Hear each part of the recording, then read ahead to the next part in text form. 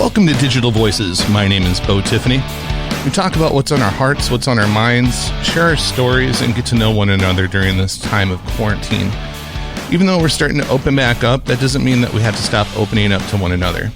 It's a great opportunity for us to get to know one another better, and at the end of the day, it's all about the journey. It's all about our stories. It's all about us as individuals. As much as we may be the same, there is a lot that's different, and this is a way for us to get to know that. So my special guest today is Miss Jill Schara.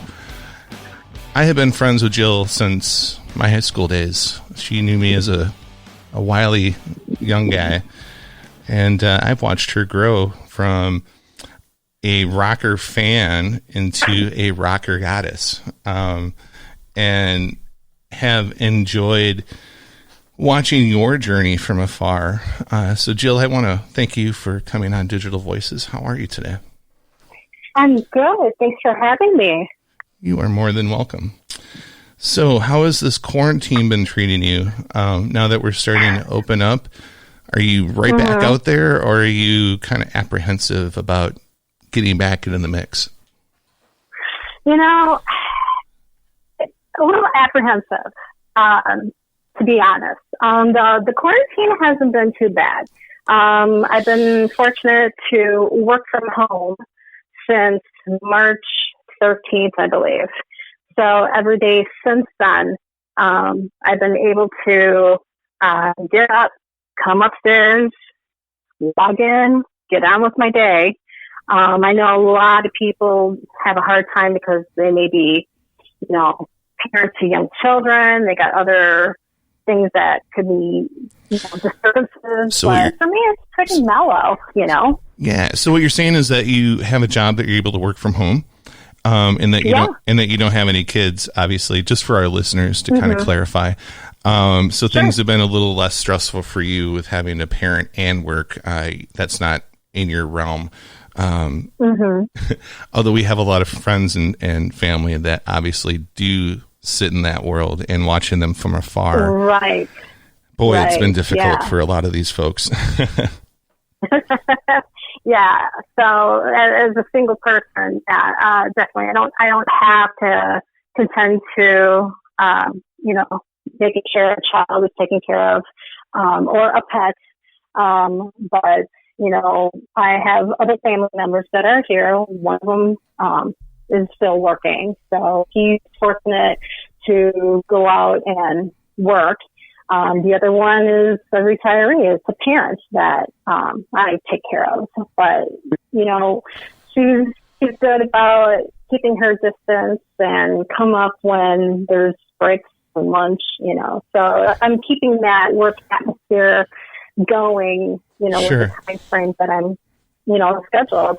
But then at the end of the day, when work is over, it's time to shut it down, separate, walk away, and turn into I'm at home mode and not work. So for me, I'm able to turn that switch off easily. Sure. So, that's been helpful. Other than that, the only times I've really gone out, even with a mask on, is to get groceries, because I do get the groceries for the household and take care of everything there.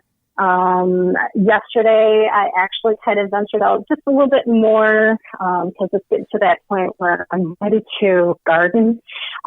So I got all my pots down from the garage on the shelving and got it placed out where I needed to be. And then I went and shopped for some dirt, some plants, but that's a good majority of my day. So it'll have to be on a day when it's not raining like it is now where I'm at. Sure. And, when it's nicer out, maybe later in the week, if not next weekend, then I can start planting, So let me back you up just a little bit. So you talked about family, and you guys all live together.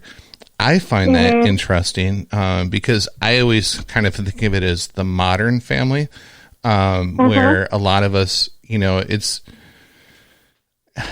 in a good family. Hopefully you guys can still tolerate each other after all these years. In other families, the last thing they want to do is stay home. They need to, break out. have you, I guess, have you always lived at home, or have you? Okay. Yeah, it gives you obviously an opportunity to do. I mean, that makes things easier across the board for everyone. Right.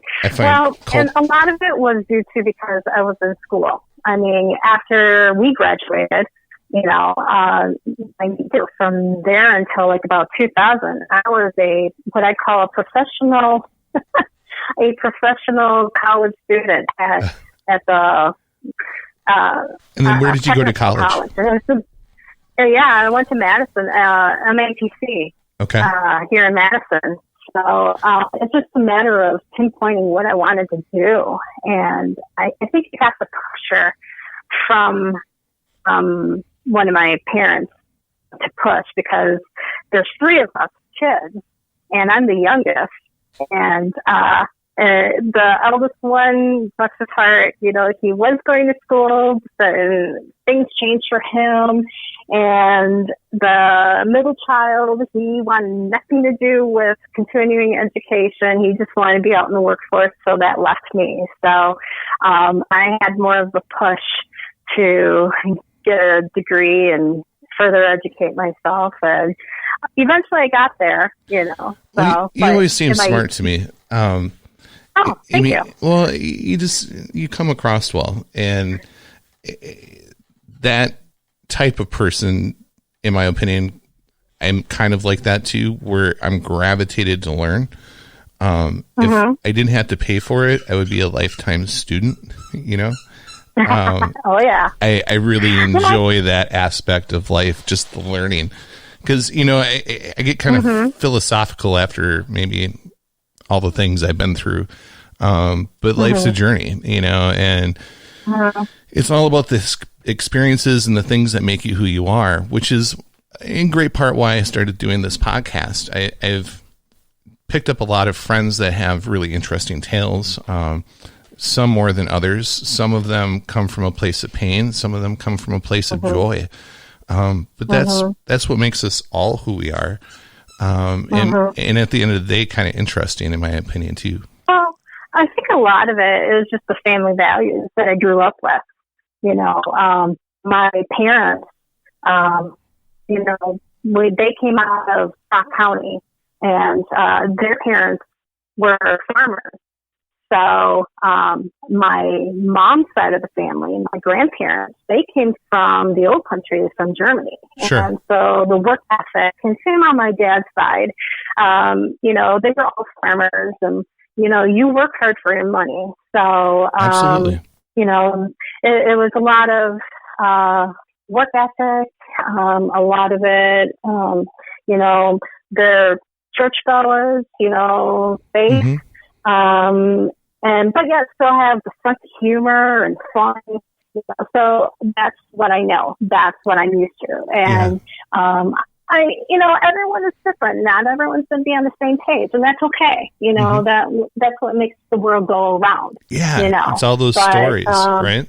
It's all story. Absolutely. So, but yeah, I mean, that's my background in a, you know. So, is Dad still around? Yeah, actually he is. He just celebrated his birthday on the 14th. And even though he's not here in Wisconsin, he's actually in Tennessee. He's retired down there. So, yeah, usually he tries to come home once a year. But with this whole COVID-19, it's unpredictable. You just don't know, you know, what's going to happen, or, you know, and how it affects other people. So, usually I do host a family reunion. I took over for him, maybe 10, 12 years ago. And, you know, I arrange it, I organize it, I get everything all squared away and put together, and usually I host it and he comes home for that. But because of this COVID-19, I don't want to risk anybody, you know. Yeah. You never know, even if a person isn't sick, you know, you could be a carrier. You just never know. Yeah. And so I decided, you know what, let's cancel. And I talked to a few other relatives, and they agreed to it, and my dad agreed to it. So, common sense right now is, safe. He's safe. So your parents split early or later in life? And obviously, early. Okay. Early. The reason that I childhood. ask is that I also come from a family that had split up. And my guest that I had on just recently, Steve Burrows, the Hollywood director, with the story about his mom and the medical air movement and reform that's happening in America. Mm-hmm. Did you see that or hear that episode? No, I didn't get a chance to yet. Mm-hmm. I highly encourage you to check that one out. Out of everything that I've done, that cast it touched my heart. And it did his too. And I've gotten a lot of really good feedback from the people that have listened to it. So I feel honored to have been able to capture that story. Anyways, he also came from a home where the parents split, and he stayed with mom. And the same kind of dynamic I find happens over and over and over when it happens like that, where if the kids stay with mom, which typically they do, it becomes this really strong pillar of a unit, where, in your case, you guys all live together still and you all support each other. It makes life easier and you're supportive, and it's a really good dynamic for you folks. Same thing was true with my guest, Steve. His family became really a pillar, and when things happened with his mom, he ended up being her champion. And that just resonated with me, especially coming from my own broken home. So, hearing the same stories over and over, I recognize that when the home splits and there's a good, healthy relationship there, that pillar I would almost go to say that it's the strongest pillar I've ever seen develop. What forms with a single mom, and the relationship with her kids and what you all went through growing up, it's different in that aspect. So honestly, at the end of the day, family is meant to be a support network for us. When it's set in a healthy atmosphere, it's amazing how strong those networks become. And I saw that so many times. And so it doesn't matter if you're from a broken home, because every diamond is rough before it gets polished and cut, or cut and polished. Right. And absolutely. Yeah. So anyways, you're just one of those shining examples, and I just wanted to point that out. Oh, thank you.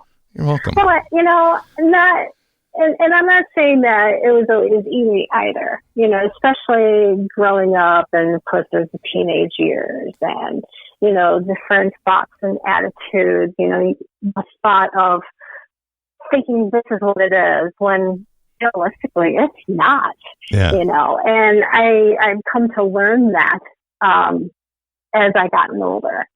And so, with my dad, he and I weren't always on the same page until he was having more health scares that scared me. And then it led to a break between our relationship for the better, and have a better understanding. So he was able to see me as an adult and not this little girl. And I'm here seeing him as he truly is and loving. He's always been that way. I just never gave him that chance.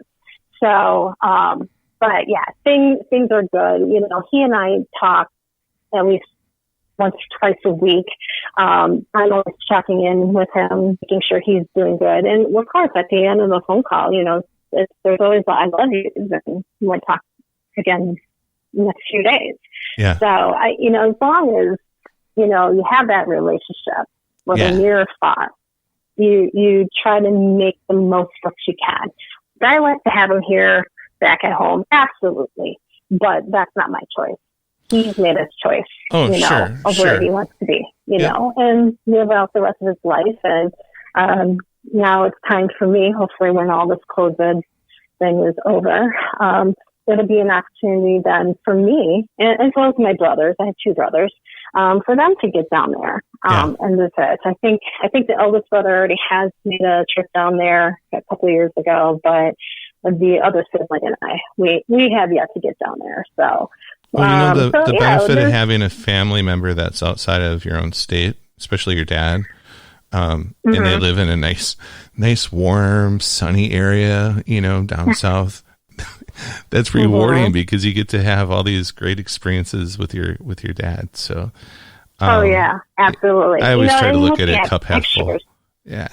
Yeah. And looking at old pictures, of him and I or my family, it's, even though there may not be a memory associated to it because I was way too young, but at least the picture tells the story, right. So, and knowing, what kind of relationship you have with that loved one. So whether it's parents, grandparents, aunts, uncles, maybe people that don't have biological family and they have people that they look up to that they connect as if they were a parent or a sister. I have surrogates. Yeah. To me, as we go through life, we need a support network, and if, if it's not family, it's got to be friends. And I see those happen occasionally where some people step on the backs of others in order to get to their position, which absolutely is the completely wrong way to do it. Exactly. I agree. And it's life is a journey that's meant to interact and help with others, right? And we each have tools that we bring to the table, and if we have a good support network, we can pretty much handle anything. So with that said, and you're probably wondering where I'm going with that, do you think your family, that support dynamic, I could see you probably dealing with almost anything that's come across your way? Oh, yeah. I mean, we haven't had anything traumatic happen. But, it's just life, whether it's a loved one passing. I mean, my dad, he is the youngest. I'm going to use him as an example. He is the youngest out of 8 children. My dad, he was born in the late 30s. So all the siblings prior to him, I mean, his elder sibling was probably like 20, 21 years, if not a few years older than him. Oh, so sure. The point of all that is when those aunts or uncles got to the point in their lifespan and they started passing one by one over time, it's like, oh, wow, I'm losing a loved one, even though me personally was not very close to that loved one, but I do have memories, whether it's family reunion or anniversaries or their children or their children's children, and interacting with them at family events, and being in that dynamic. And on my dad's side, the family is huge. Sure. So, having that connectivity and that bond, if you will. And that's one of the reasons why when he was retiring from hosting the family reunion on his side, I stepped to the plate, which surprised him.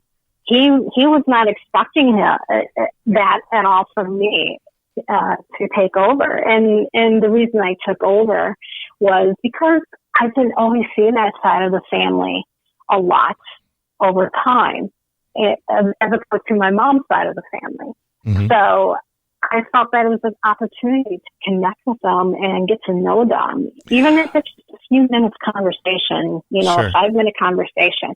It's having that connectivity with those relatives. So there's a lot of cousins and second cousins or twice removed, however far down the generation. Sure. And, they appreciate what I do and keep it going. And they tell me that every year. I mean, don't take my word for it. If you were to meet my relatives, they would tell you, their perspective of, continuing this tradition of being together and seeing each other. So, I think that's awesome. It's family.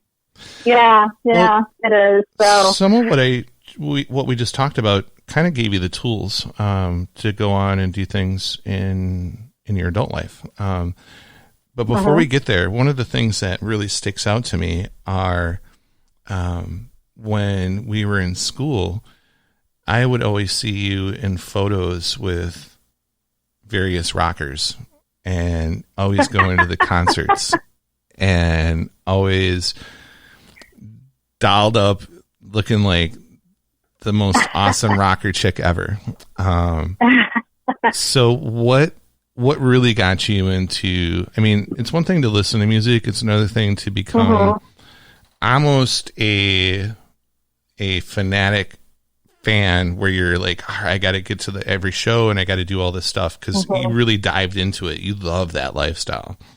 And that kind of pushed you into some of the things that you did later in life that we'll get to you. But what was it that got you to get in there and just start to eat, breathe, and rock and roll? I have to mention two people, and that's going back to my family. Again, my dad, he's, ever since he was a little kid, he loves to sing. And my mom, you know, she was in high school in band, and she did, you know, play piano and accompaniment and sing too. But more so my dad, I have to pick on him because he loved to sing. And actually, even later in life, he would make his own CD. And he's more into like country, gospel, stuff like that, you know, that type of genre. That genre I never got into, and not that there's anything wrong with it, but I didn't connect with it like it does for him. But as a kid, you know, when I would have time with him on weekends, he always had his karaoke machine. I have a feeling now people are going to be like, hey, Jill, let's go do karaoke. No. But as a kid, he always had his karaoke machine, and he would get me up to sing with him, and we would sing different songs together. And actually, a couple of years ago, we came across a tape with all those songs that we did together. So I have it in my possession, but at the time I'm like, oh God, I don't like hearing my voice. You know, I was really shy, and I'm like, oh my God, that is so embarrassing. I sound like a chipmunk, and you know, that was the thought process as a child, you know, growing up. But it was starting with him that, you know, kind of lived the inspiration of wanting to sing. So for many, many years, I had this secret obsession of how I want to be this rock star. I want to get out on stage and sing, but then there's that shy factor, you know. But then still as a little girl, my eldest brother, he was the big influencer as far as like listening to Led Zeppelin, Journey. I remember the records he had. Well, thank God at least Rush. You listen to good bands. Oh yeah, that's where. Well, my eldest brother, he's like almost 12 years older than me. Oh. So there's quite the age gap between us. Yeah. Well, so he really had some of the important fundamentals going into the 80s that borrowed their sounds from those people, those legends. And so you were able to into the 70s because even at the age of 4, maybe 5, when he was a teenager, my parents were working. And so who was the babysitter? My oldest brother. And so he would have a couple of his buddies come over, and they would throw on, I kid you not, and this is where my biggest influence is, Kiss. And he had a Destroyer album on, and he would have his buddies over, and I remember one friend of his was on the couch pretending to be Peter Chris, using mom's wooden spoons and putting on black gloves, driving gloves. The other guys had like tennis rackets, those wooden tennis rackets, pretending to play guitar, bass, you know, being Kiss. So that's an early memory for me, and it still resonates with me yet today.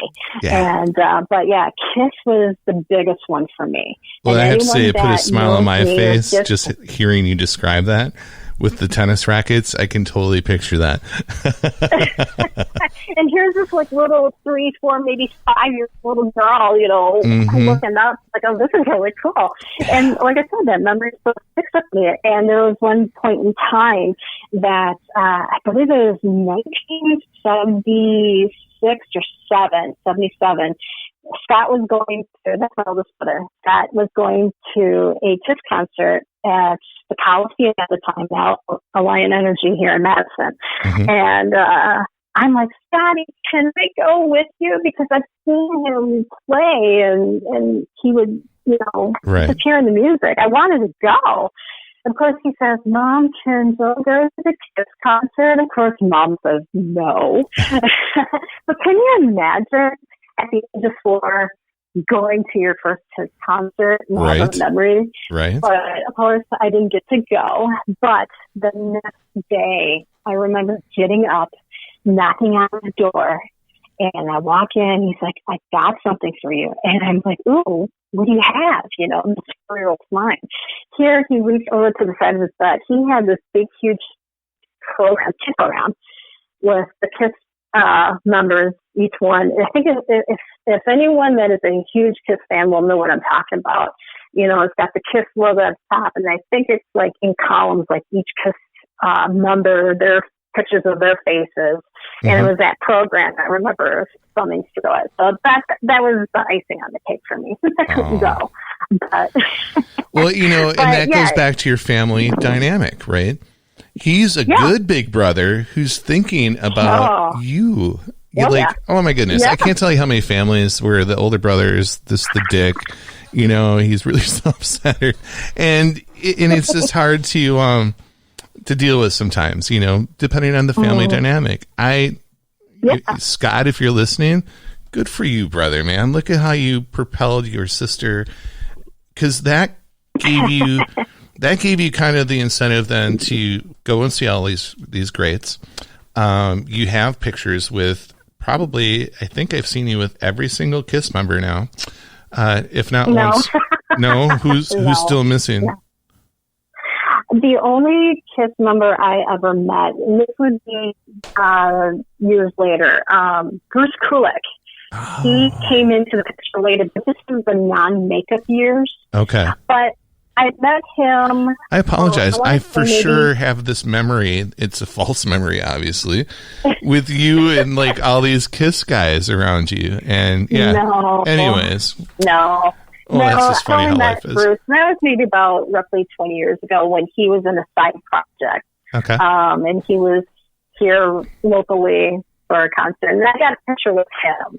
So, and I think I was still going to school yet at that time. But that's the only one. But no, I haven't met any of the original. I have seen Ace Frehley out of the 4 original members. Ace is my favorite. I don't know why. I think it's just his quirky sense of humor. I mean, he's always got something funny to say. Sure. But I went to Ace, and I have pictures of Ace when he was playing. That was a few years ago. But no, I never got to meet him. I never had a chance to meet him or any of the other originals. But a Kiss member, Bruce Kulick, I have met. Okay. That's awesome. So let me ask you this then. I know that other than Kiss, you've been to a ton of concerts. Oh, yes.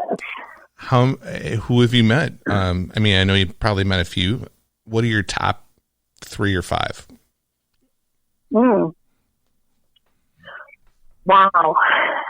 You're going to really any stories that like pop out? Because I have a really great story with like Tesla, the band Tesla. And then I hung out with Black Label Society and Zakk Wylde for like an hour and a half. We closed down this restaurant. They came to Liquor Town after they were at band camp. And I pulled in because I was working as a delivery driver for a second job. And I pulled in as they were all going into the liquor store off the tour bus. And I went in and got my picture taken with the band and met Zach. And I'm like, are you guys hungry? I'm like, we can shut down and we'll feed you. It's on me. I literally paid out of pocket just to have these. And they did. They came over. They gave me some swag. They ended up eating. They talked to the owner of the place about like football greats and all these different quarterbacks or players that had toured with Black Label on the bus. Things I couldn't relate to because I'm not a football fanatic. You would think being from Wisconsin I am, but yeah, not so much. So anyways, I know I have my own stories. I want to hear your favorite. Like, I don't know if I necessarily have favorites, but I have met Patrick Tennyson in more recent years. He is the guitar player, the guitarist for Lita Ford. And a couple years ago, Lita Ford was at Brockfest. And I know Brockfest got canceled this year, and it would have been coming up this next weekend for Memorial. But a couple of years ago, Brockfest with some other friends, and Lita was playing that night, and it was a great time. And I remember seeing the guitar player, and I'm like, oh, he's kind of cool, because it was a guitar he was playing, and it was what they call a Jolly Rancher. It was like a see-through red guitar he had. Sweet. And it was really, really kick-ass. Yeah, really badass. And I'm like, I gotta remember that, and I took pictures, and it was something that stood out, and that was really cool to see. Yeah. And then, of course, afterwards, we went to Badger Bowl, which no longer exists, unfortunately, but it was a great place where a lot of the local bands would go and play. And I haven't been there since 12, so I didn't know that they closed, did they demolish the building? Oh, okay. Yeah. The building got closed. It got so demolished. Many great bands went through that place. Dealership is there. It's like we need another dealership in Madison. Yeah, but so at that time it was still up. I think it was the last year that it was up, and so me and a few people went over, and I know someone was out playing that night afterwards, and a friend of mine, he goes, oh, hey, I think I just met the guitarist from Lita Ford. I go, what? I said, what are you talking about? He goes, yeah, he's right there. And I turned around like, oh my gosh, it is. And so I told my friend, I said, hey, you talked to him, introduce me. So here I met Pastor Tennyson, and he's a badass.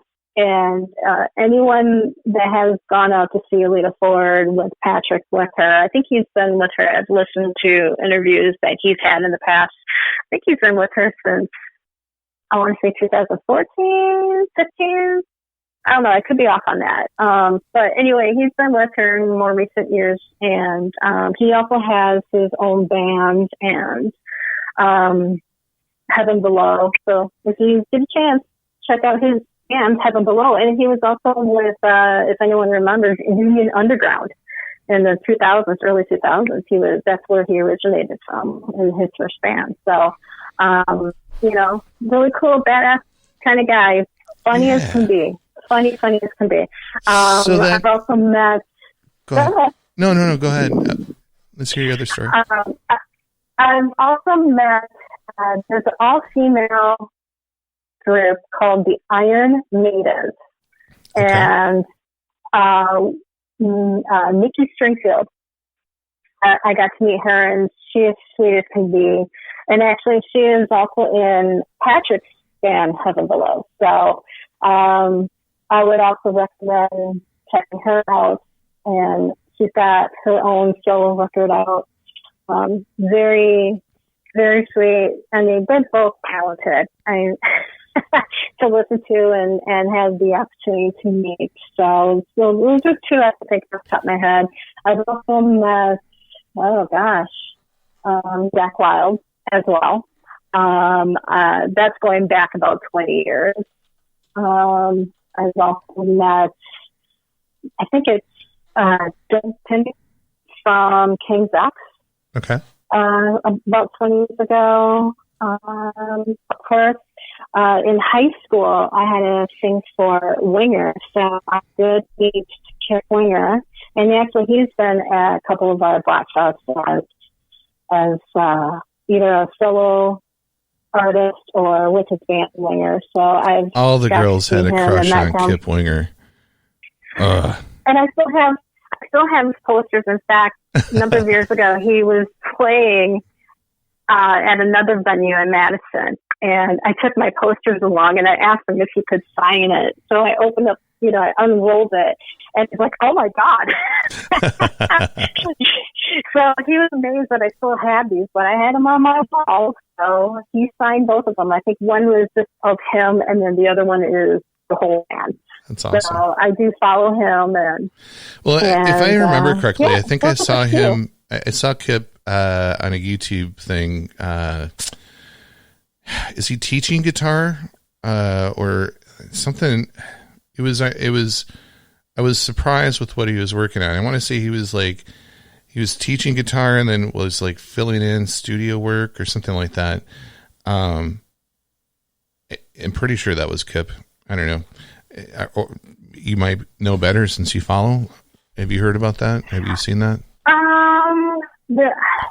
He might. I don't know. I know he's done other things too, like putting an album together for like more of an operatic feel to it. Or a symphony that he released here a few years ago. But there's so much music and so many different talents out there that right.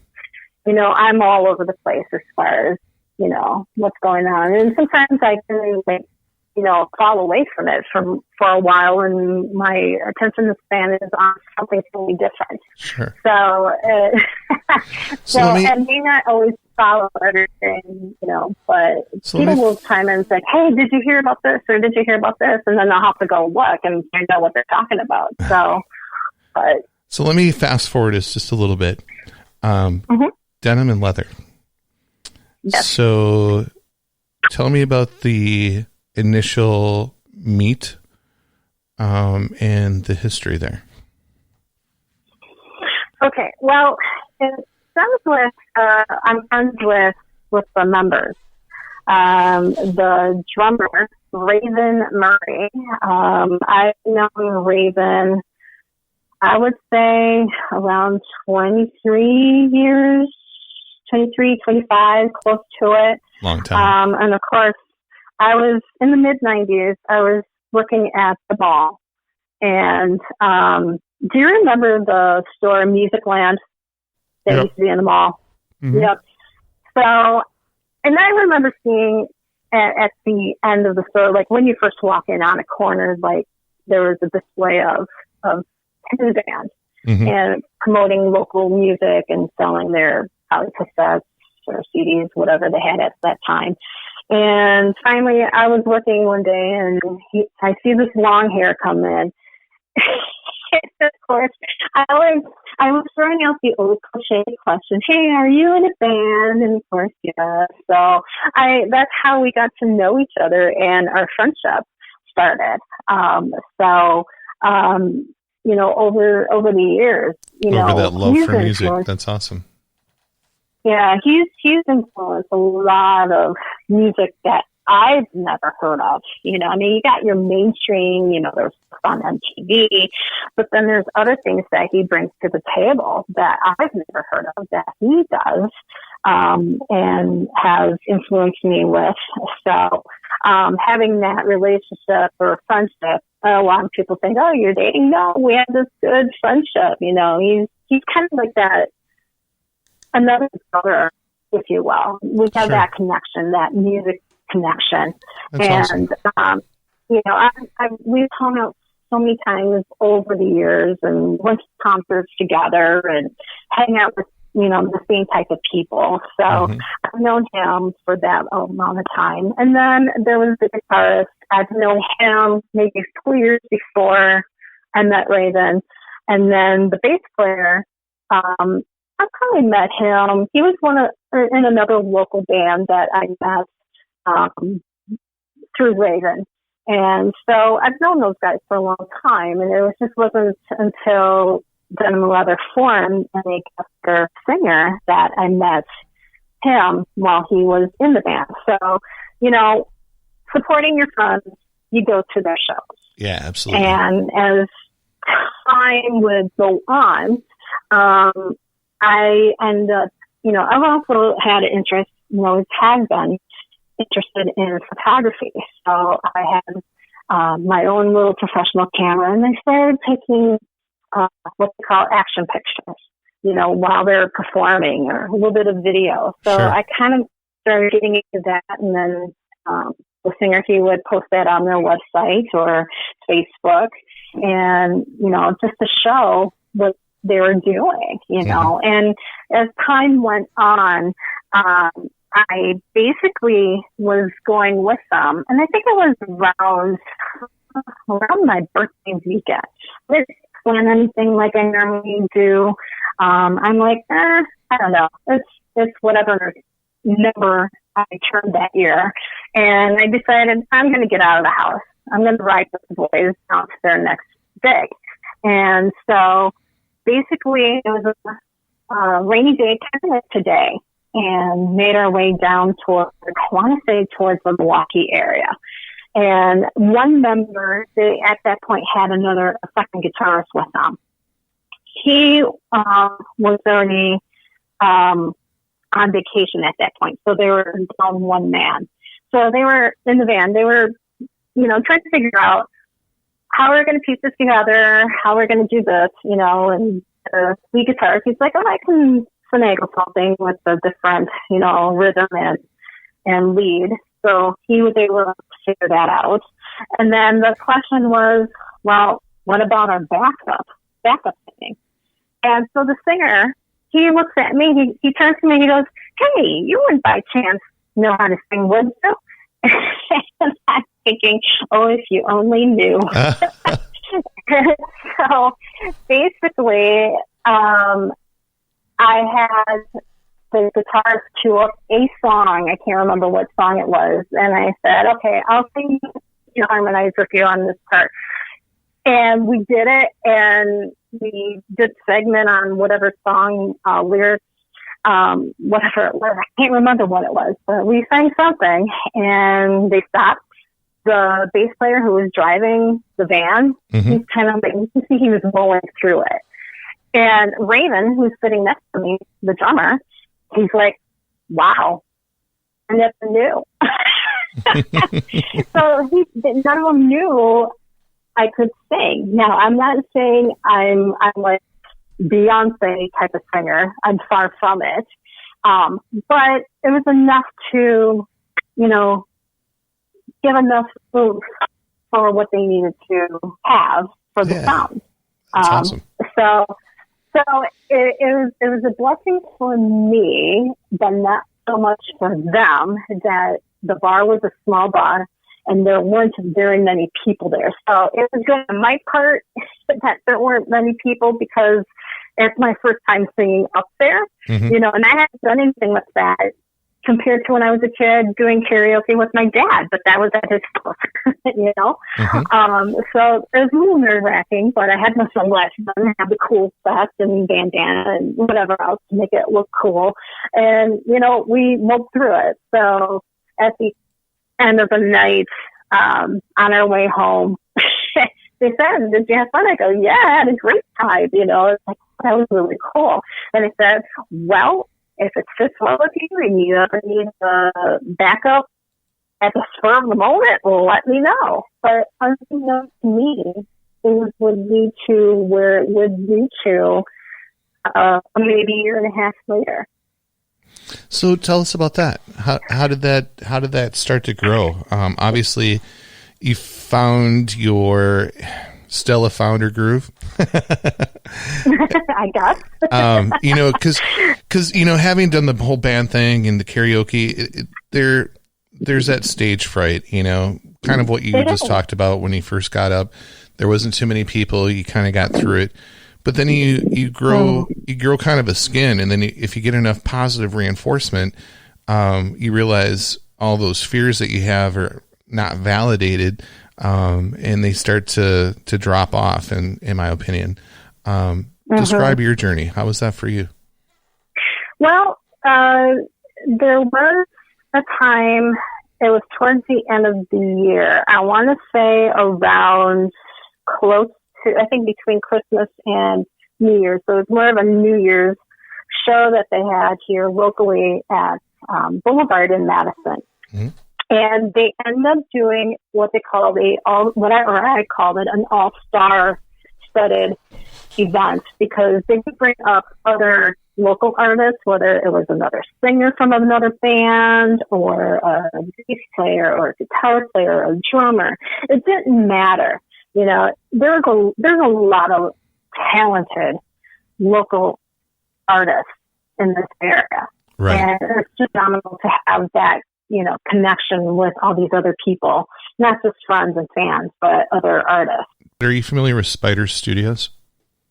Yep, I am. So tell me if I'm wrong, but my memory serves me because I knew Spider and those guys. That goes back quite a long way in our lifespan.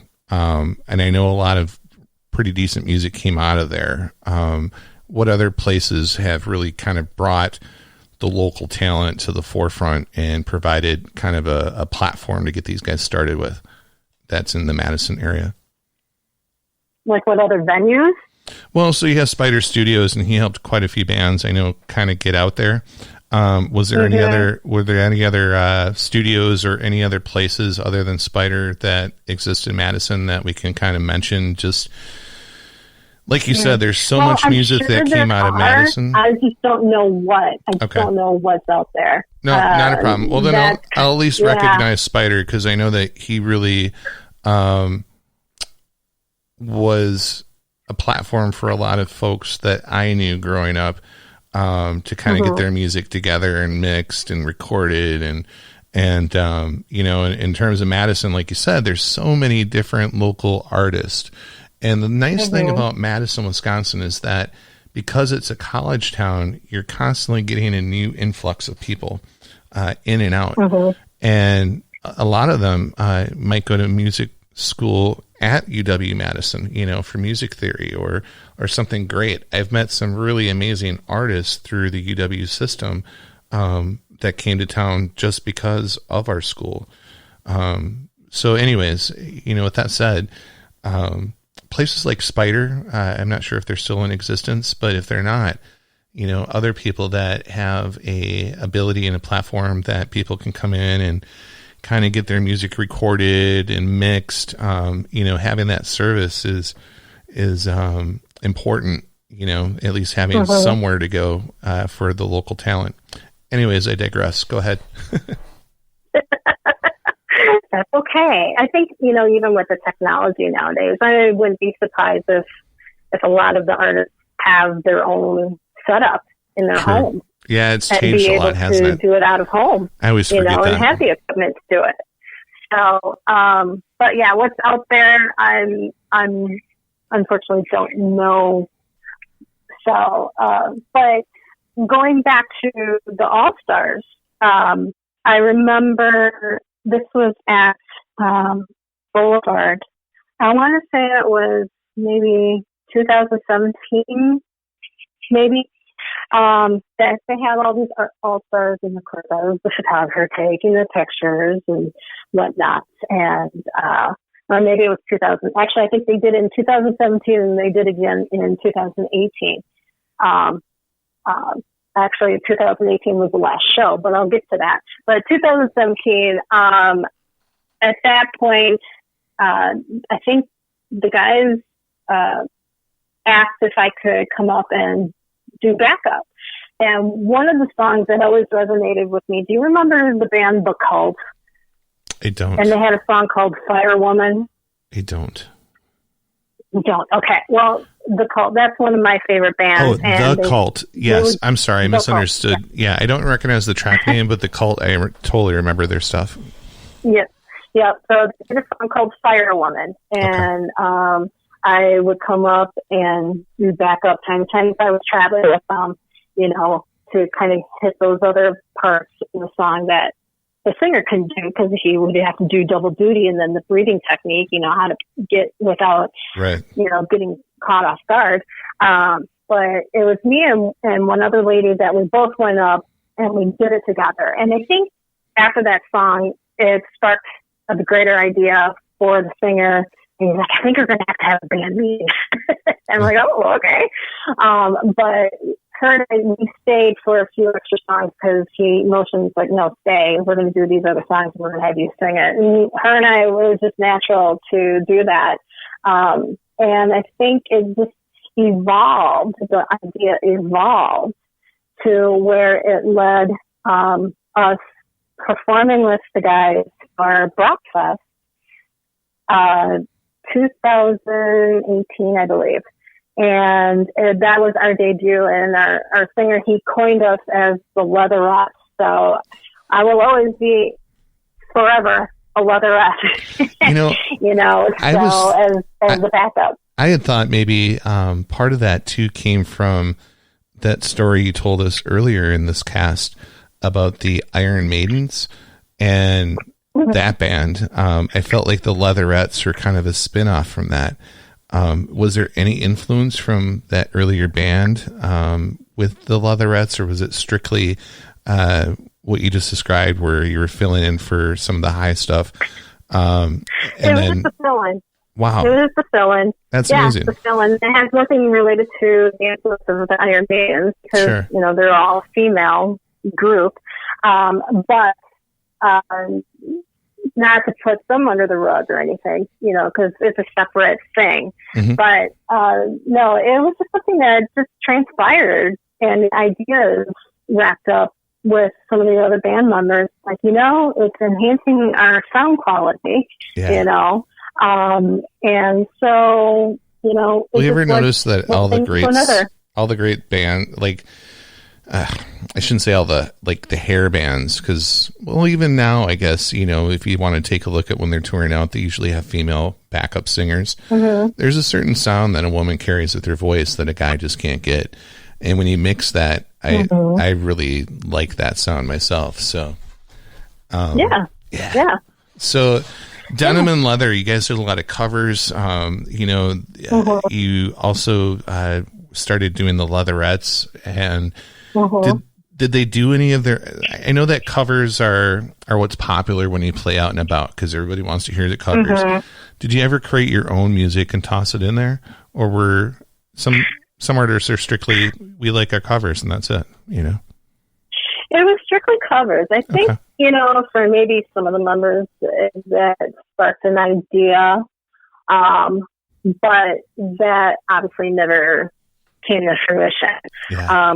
And just to add to some of the festivals too, going back to what I was saying prior, the Leatherettes debuted with Denim and Leather for Breakfast, and then they were able to get into Summerfest after a tryout competition back in February of that year.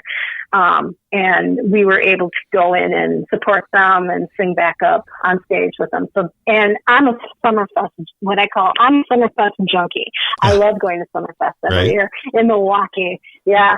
So that was kind of like, oh my gosh, it was more than a dream come true. Not only being there at the festival, but being on one of the stages. Wow, that was just amazing. And the unique thing about that was that even though we were the first band on at noon, it took a couple of minutes because the gates didn't open until noon. Mm-hmm. So I think I like to think of it as, it's a practice song. So not many people were right there at noon when we first started, but people were starting to trickle in after the gates opened at noon, and we're able to be there to support us, from the get-go. But what's unique about that day, and it's always forever ingrained in my mind, is that we were the first band on. There was a couple other local bands from the Milwaukee area that also played, but then later it was, I know there's two versions of Great White, but Great White was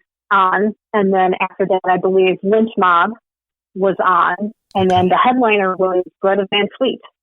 So it's nice to say, hey, we opened up for Greta Van Fleet. Right. Yeah. That day. So it was really cool. So that's a memory that I'll always have. And then, of course, we also got to partake in the Wisconsin State Fair and be on one of the stages there, too. So, the history for the band, that's a great thing to have on their resume. Yeah. And to be a part of it, was just an honor to do that with them. And, they've been long-time friends. Mm-hmm. And, the camaraderie that they have, and the camaraderie when they would do all these star-studded shows with other artists. It's just there, and that's one of the things I like about our local musicians, whether it's Madison or Milwaukee, maybe even down in Rockford. All these bands. There's a camaraderie there. Yeah. Even if you're not performing with them. There's, people, maybe they have a night that they're off and they're out to see other bands, Of course, I'm sure there's a little bit of friendly competition. It's like, oh, we probably can do this song, Mm-hmm, mm-hmm. And that's picked up on that. So some of the songs that John and Leather did, now I'm seeing other bands do. And like, okay, it's good to hear other people or other bands' rendition of the song that maybe we did, so... but yeah, what's so bittersweet about it is our very last show was on the home front at Boulevard, December, I believe, 29th of 2018. And it was a packed house. And, people were just wall. People were already coming in like 8:30, and it was starting to fill up. It's like, wow, we were just amazed by it, So, and I think what really helped is that word out. People were really coming out and supporting Denim and Leather, and the way we had, formed and piece it together and make it like it was a real concert. I think other people were commenting that it was like a real concert that they were going to, So, and it's a good feeling to have, and the compliments, that we could do that. And even after that very last show, people still are talking to other members or even to myself that ask, it's like, hey, when is Denim and Leather getting together for a reunion? I really miss Denim and Leather. And it's like, what? What brought you guys I miss it too. What brought you guys to close? In a nutshell, I think it was just different directions. It was not me involved in that, but I think for some of the band members, it was starting to evolve where it was starting to go in different directions and maybe not how they would foresee how they wanted it. Sure. So it just led to drifting apart, going in different directions, calling it a day and, let it be. But it doesn't mean that it's the end for everybody, Right. One of the things I can tell you is that the drummer, Raven Murray, he has plans to start something new. And so he's, getting ideas and he's talked to me about it. And I'm actually joining forces with him. So he and I are trying to create this new entity together and find the right people. He wants to find the right people to place and, right. Just create that phenomenon. Yeah. And take it a step further. It's chemistry, and it's something that did. Yeah, you got to find that chemistry, right? Not just any old guy is going to work. You have to find the right mix of people, and that takes a minute. How long has he been working on this? Well, Raiden, he's behind it all. He's the mastermind. Okay. And I think probably the last maybe a year or so we've been talking about it and just throwing some ideas and throwing ideas of, possible songs that we could do. And I think he's looking at, still have like, the 80s, right? Hair, but also at the same time, he wants to throw in some other things, sure, other elements, like progressive. And just for our listeners, Raven will probably be on a future podcast, so we'll be able to ask him about some of those things as well. So that's fun. Yeah. Let me kind of pull this back in and let me do the host bit again. So this was an amazing experience for you. I like to think that everything that we go through kind of gives us new skill sets. what has this given you that you carry through the rest of your life that you can apply to other things, or that affects other things in your life? It can be anything from, I can talk in front of 1,000 people and it's not a big deal anymore, to whatever. Yeah. I think it's just have the courage and confidence of not be afraid. Because, again, being a little girl, I was that shy little girl. Yeah. Whereas now, as an adult, I think with having the platform I did with Denim and Leather, it really, opened my eyes, and it showed me that, yes, I can do this. I can address the crowd. It kind of gave you your own voice. Am I right? You found your own voice. I said you metaphorically found your own voice by singing. I think that's amazing. And that's a wonderful story. That's amazing. Mm-hmm.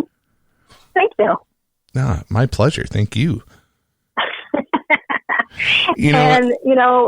The future is anything, and even with Raven forming this future band, this side project, I know one of the things he wants to do is eventually write some originals. So going back to what you were asking earlier, if Denim and Leather did any originals, no, not at that time. But I think for Raven, and he can talk about that in the future, his vision is to eventually write some originals. Yeah. So, but in the meantime, once we get to that place of having the right people and the place of practice and the place of, hopefully at that time, the COVID-19 will all be behind us, and we don't know what the new normal will be. Right. But I'm hopeful that in the future that we can put some kick-ass and be badass out there that hasn't been done locally before. So we'll see what happens. Well, you know what? I cannot wait to see that, and I will definitely come and add my voice to everyone else's to cheer you on and make sure my pleasure. Thank you. At the end of the day, life comes down to simple things, right? Absolutely.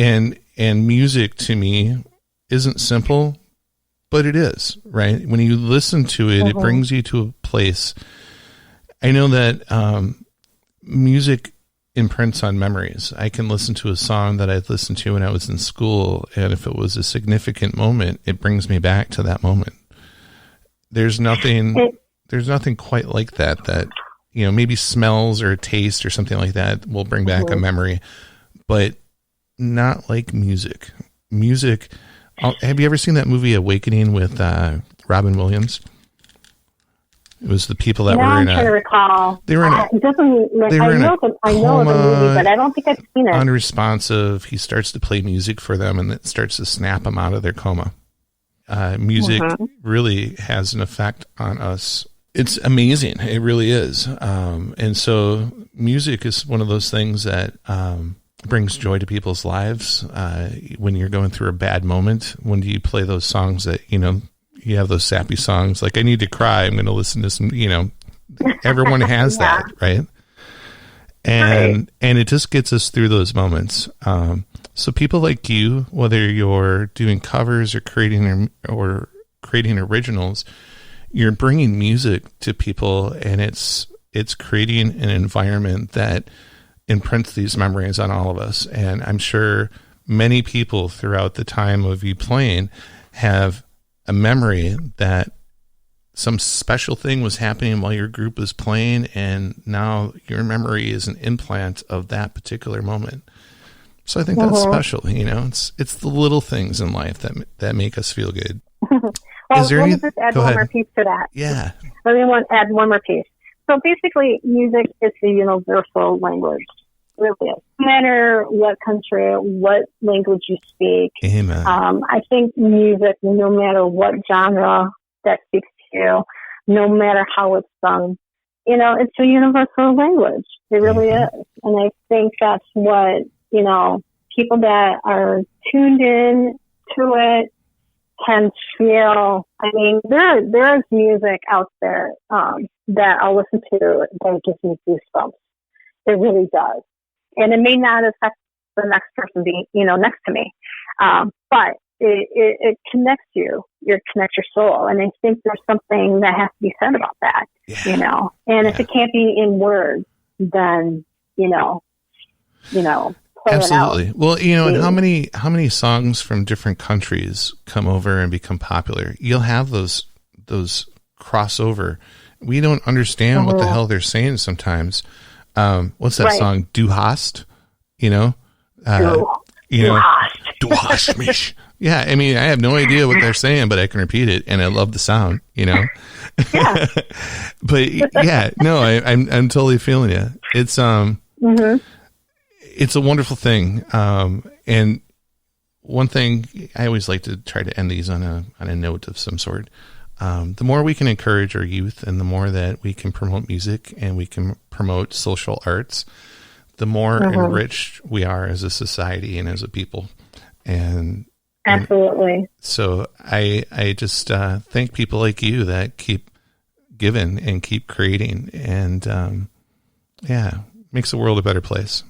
So it does, and thank you. My pleasure. With that said, I'm going to end this podcast. Is there anything else that we should bring up or mention before I let you go? Just keep living the dream, rock hard, and keep listening to the music that moves you. I love that. You have a great day. Yeah, you too, Bo. Thanks. Right. Thank you. Bye now. I would like to thank Jill Schara for coming on the show. I appreciated her story, her family values, and her passion for music. That's always what I've admired the most about her. I think her story is just beginning. I think that her passion and drive will lead her great places, and I wish her nothing but continued success. Life is a funny thing, and as I interview my friends, my history, my bros from back in the day, it's funny to see how all of us have changed and how all of us have grown. And I know that our journey is nowhere near complete. So it's fun to take a halfway point, a little time out, and recognize some of the great things that each one of us have done. Our story is unique. Our journey is too. And to be able to share that with all of you has been great. So I wish you all a great day.